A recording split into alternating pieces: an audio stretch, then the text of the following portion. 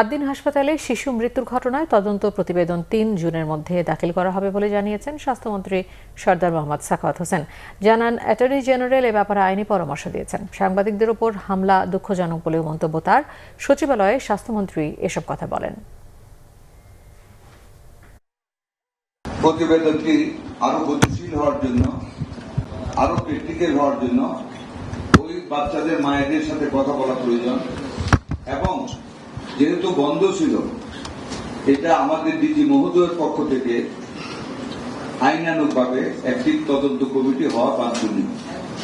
ঈদের ছুটির কারণে সেটি উনি করতে পারেননি।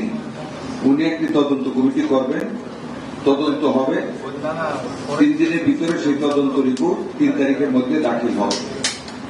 এটার তদন্তে আইনানুগ কোনো বিষয় জড়িত যতটুকু আছে তা জানার জন্য বা কিভাবে জিনিসটাকে আইনানুগভাবে করা যায় সেটার জন্য অ্যাটর্নি জেনারেল মহোদয়কে আমরা ইনভাইট করেছি।